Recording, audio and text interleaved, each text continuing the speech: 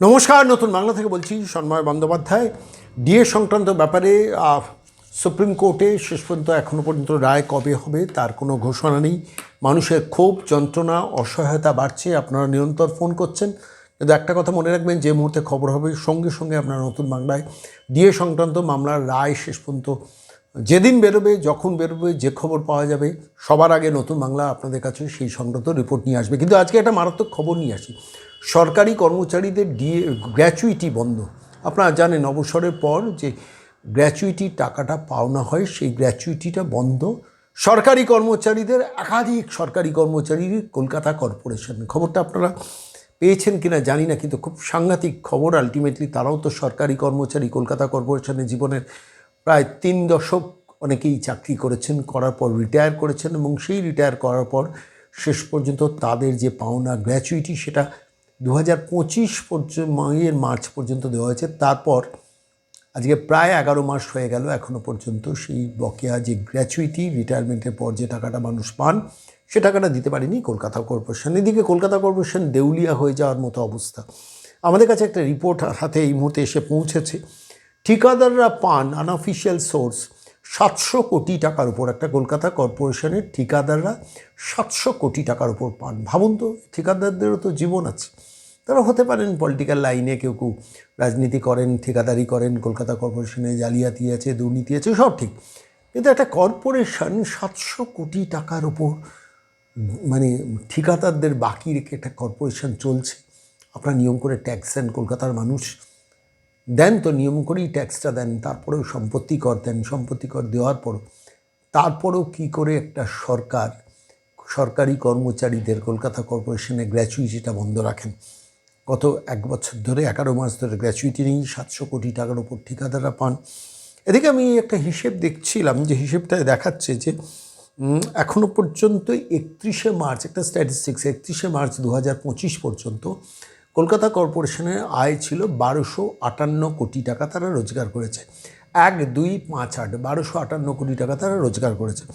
ওদিকে মাসে 120-125 কোটি টাকা ঠিকাদার, কন্ট্রাকচুয়াল কর্মী এবং পার্মানেন্ট কর্মীদের মাইনে দিতে চলে যায় একটা কর্পোরেশনের।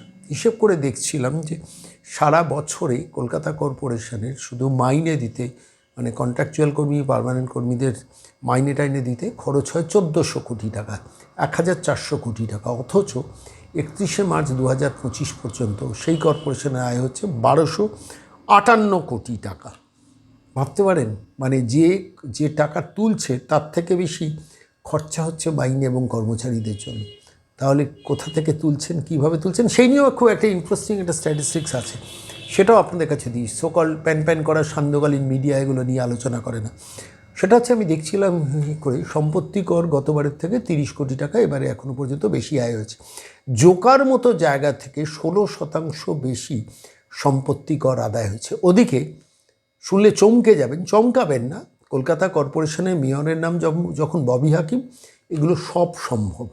আবার বলছি, কলকাতা কর্পোরেশনের যে চেয়ারে নেতাজি সুভাষচন্দ্র, যতীন্দ্রমোহন সেনগুপ্ত, বিধানচন্দ্র রায়, দেশবন্ধু চিত্তরঞ্জন দাসের মতো মহাজ্ঞানী, মহাগুণী ব্যক্তিরা বসছেন, সেই চেয়ারে মমতা বন্দ্যোপাধ্যায় যাকে বসিয়েছেন, যার নেতৃত্বে এন্টায়ার কলকাতা এখন লুটপাট চলছে, সেই ববি হাকিমের নেতৃত্বে এই মুহূর্তে দাঁড়িয়ে গার্ডেন রিচ এলাকার, আবার বলছি গার্ডেন রিচ এলাকার সম্পত্তি কর আদায় হয়েছে 1 বছরের কম্পারেটিভ স্টাডিতে 15% কম।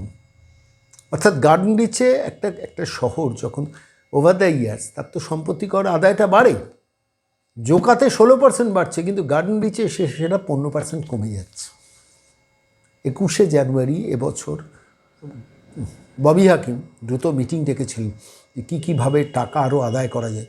চুরিটা বন্ধ করুন, চুরি বন্ধ করলেই কিন্তু আলটিমেটলি কলকাতা কর্পোরেশনের আয়টা বাড়বে। কিন্তু দুর্ভাগ্য, এই পশ্চিমবঙ্গের কলকাতার মানুষও তো অনেককে তৃণমূলকে ভোট দেন, আর ভোট দেওয়ার বিনিময়ে শেষ পর্যন্ত কী হচ্ছে দেখুন।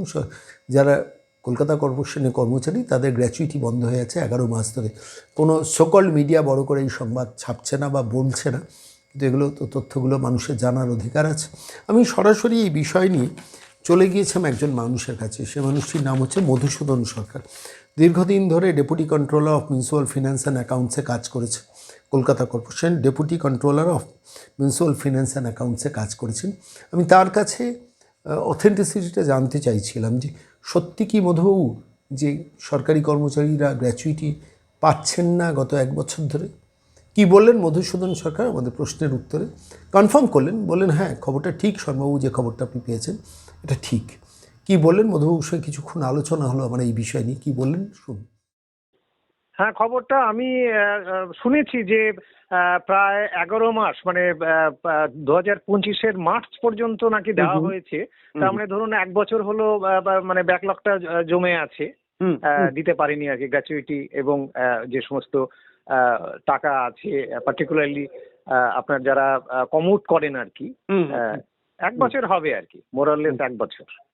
মানে 1 বছরের ওপর গ্র্যাচুইটির টাকা বাকি কলকাতা কর্পোরেশনে যারা চাকরি থেকে রিটায়ার করেছেন। ওদিকে তো নিয়োগ নেই। আমি বেশ কিছুদিন আগে রিপোর্ট পেয়েছিলাম প্রায় 39,000 ভ্যাকেন্সি রয়েছে যেখানে নিয়োগ নেই 2011-র পর থেকে কলকাতা কর্পোরেশন। সেটা তো গেল একটা দিক। হ্যাঁ হ্যাঁ হ্যাঁ। দ্বিতীয় দিক, বিভিন্নভাবে কলকাতা কর্পোরেশন মানুষকে ক্ষতিগ্রস্ত করছে, মানে আর্থিক অবস্থাটা এতটাই ভেঙে পড়ছে। আপনি নিজেও সম্ভবত সাফারার, আমি যে খবরটা পেয়েছিলাম, খবরটা কি ঠিক? আমার ক্ষেত্রে ওটা হয়েছিল, মানে আমি দেখুন আমার একটা প্রয়োজনে, খুবই গুরুত্বপূর্ণ প্রয়োজন আর কি, আমার সন্তানের অসুস্থতার কারণে আমি কমিউট করেছিলাম 40%। এবার সমস্যা হচ্ছে যে আমি প্রায় 11-12 মাস ধরে, মানে 1 বছরই ধরুন আর কি, আমি প্রত্যেক মাসে আমার 18,000 সামথিং টাকা প্রত্যেক মাসে কেটে নিচ্ছিল, কিন্তু আমার ওই কমিউট করার জন্য যে 13-14 লক্ষ টাকা সেটা আমাকে দিচ্ছে না আর কি।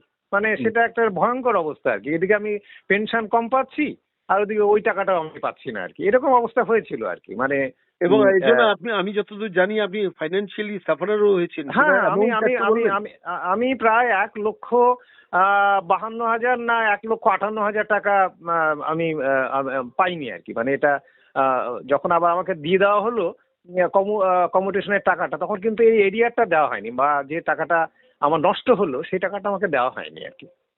এই প্রসঙ্গে আরেকটা কথা, মধু, আপনি দীর্ঘদিন ধরে কলকাতা কর্পোরেশনে খুব সিনিয়র লেভেলে চাকরি করতেন, আমি জানি আপনার সম্বন্ধে। আমি একটা খবর পেলাম, আমি চমকে উঠলাম। গার্ডেন রিচ এর মতো এলাকায় সেখানে 16% সম্পত্তি কর কম আদায় হচ্ছে। কিসের ইঙ্গিত? আমি বলছি মানে এই কলকাতা, মানে রাজ্য সরকার, নবান্ন যেমন একদম দেউলিয়া ঘোষণা করে দিতে হবে, কারণ আমি গত কয়েকদিন আগের একটা রিপোর্ট পড়ছিলাম, এই মুহূর্তে রাজ্য সরকারের দেনার পরিমাণ হচ্ছে 7,71,000 কোটি টাকা। আমি রিপিট করছি, 7,71,000 কোটি টাকা। মানে পরবর্তীকালে যে সরকারই আসুক না কেন, তাদের আলটিমেটলি শুধু মানে ইন্টারেস্ট শোধ করতে করতে দেউলিয়া হয়ে যেতে হবে সেই সরকার।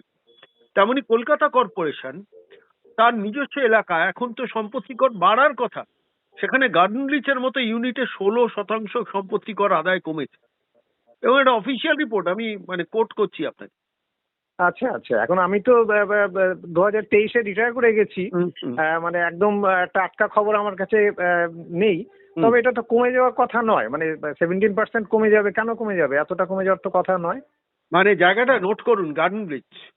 মানে আমি সেই জন্যই আপনাকে বলছি, মানে ভয়ে এবং আশঙ্কার অনেকগুলো দিক একসঙ্গে একটা সরকার তৈরি করছে, যেখানে বিভিন্ন জায়গা থেকে সম্পত্তি কর বাড়ে, সেখানে একটা গার্ডেন রিচের মতো এলাকায় 16% কমে গেল।